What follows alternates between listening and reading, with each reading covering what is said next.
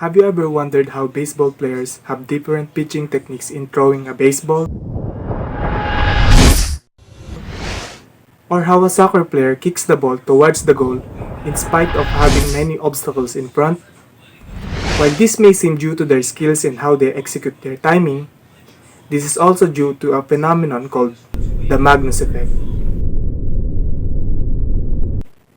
Magnus Effect is a phenomenon that occurs when a rotating ball or cylinder-shaped object that is moving towards a stream of airflow is subjected to a deflection or lift.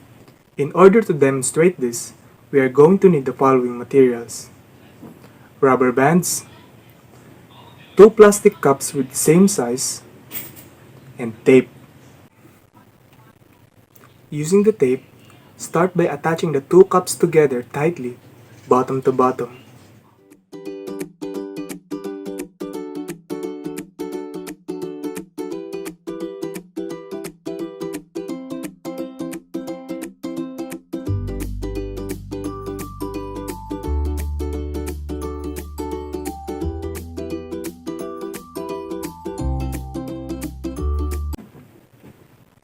After attaching the cups, loop the rubber bands together.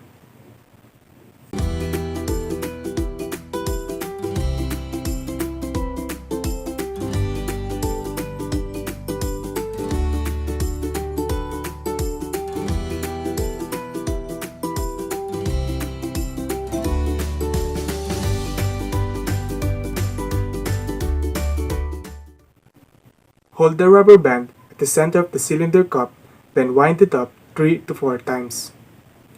Stretch and pull it back, then release. We can also use a variety of cups to determine how they travel differently.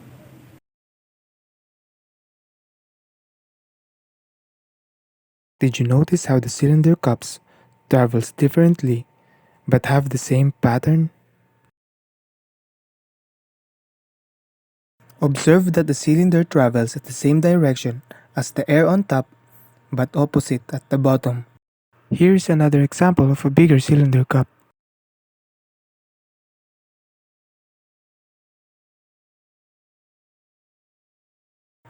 As we can see, the cylinder cup spins clockwise as it travels towards the streamline of air. Observe that the cylinder travels at the same direction as the air on top but opposite at the bottom. This coincides with Newton's third law of motion. The top of the cylinder produces a force directed downward.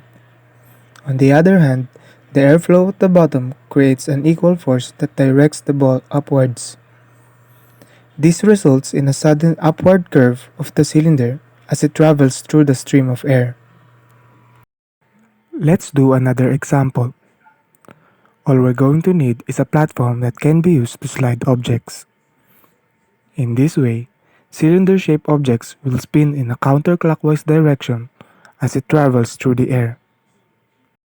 As you can see, the tissue roll travels farther than the paper cylinder. This implies that the paper cylinder was more subjected to air resistance and the Magnus effect. This also proves that an object that spins in a counterclockwise direction through an airflow is subjected to a downward force. So what non-sport applications can Magnus effect be applied? This effect was applied in a sailboat called the Flettner rotor. It comprises of a large spinning cylinder instead of sails that deflect crosswinds to propel the ship and harness wind energy. Another one is called the E-Ship 1. This uses 4 cylinders to increase its efficiency and reduce the amount of diesel it burns. In the 1930s, there was an aircraft that uses cylinders instead of the conventional wings. It is called the Plymouth AA-2004 rotor aircraft.